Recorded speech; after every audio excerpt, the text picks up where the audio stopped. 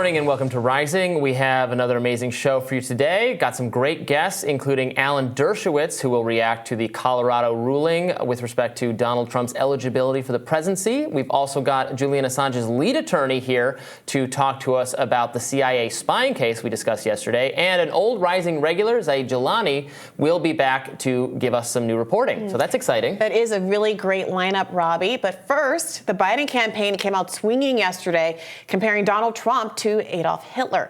His team posted on X, "This is not a coincidence." The graphic directly compares Trump quotes with Hitler quotes, with one of Trump's reading, quote, "Immigrants are poisoning the blood of our country," next to Hitler's quote, which reads, "Contamination of the blood by an inferior race will lead to the fall of Germany," end quote.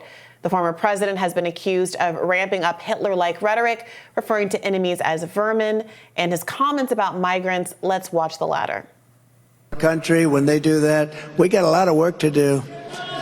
They're poisoning the blood of our country. That's what they've done. They poison mental institutions and prisons all over the world, not just in South America, not just the 3 or 4 countries that we think about, but all over the world. They're coming into our country from Africa, from Asia, all over the world. They're pouring into our country. Nobody's even looking at them. They just come in. The crime is going to be tremendous. The terrorism is going to be, and then we built a tremendous piece of the wall. After the backlash, Trump doubled down on these comments. Let's watch. They dump them on the border and they pour into our country, and nobody's there to check them. And the Border Patrol is incredible, by the way. They want to do it, but they're told not to do their job. It's crazy what's going on. They're ruining our country. And it's true. They're destroying the blood of our country. That's what they're doing. They're destroying our country. They don't like it when I said that. And I never read Mein Kampf. They said, oh, Hitler said that in a much different way. No, they're coming from all over the world, people all over the world. We have no idea. They could be healthy. They could be very unhealthy. They could bring in disease that's going to catch on in our country, but they do bring in crime. But they have them coming from all over the world. And here is CNN's Jim Acosta reacting to that. I listened to Donald Trump talking about Hitler and Mein Kampf. I almost wonder if I've had too much NyQuil the night before. I mean, it's a little fever dreamy. It's a little strange. Yeah. And we should note when he says, well, I haven't read Mein Kampf, I don't own a copy of Mein Kampf.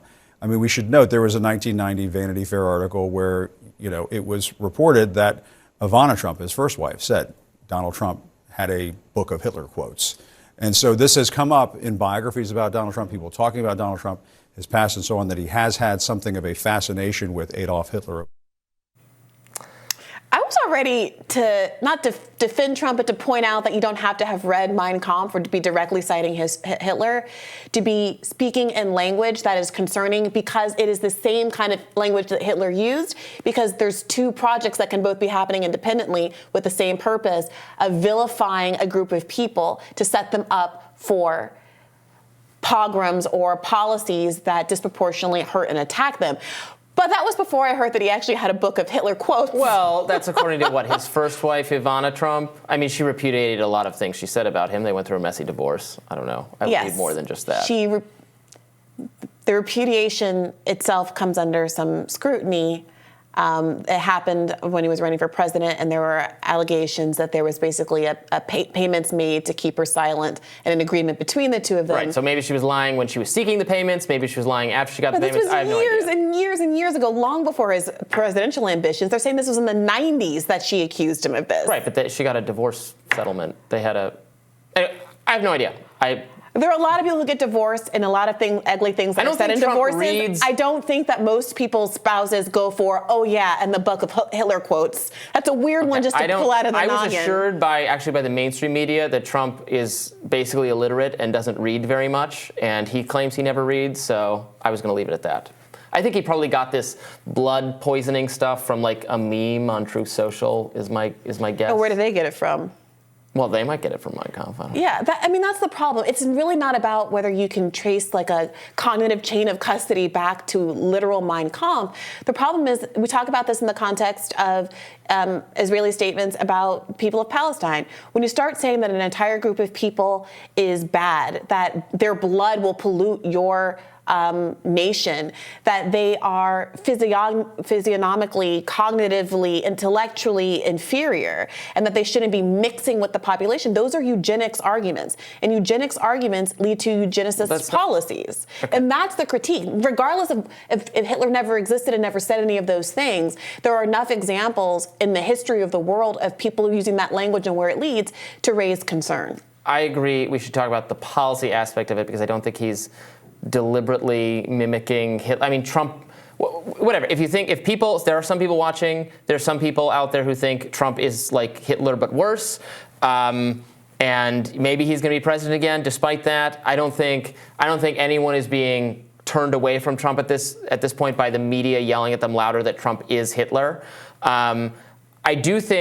I don't know that he's helping himself by making by talking about poisoning the blood, because these are real issues. Crime is a real issue. How to deal with the mentally ill population, how to assimilate people, all those things. Now, as I've said before, I don't think crime is particularly an immigration issue.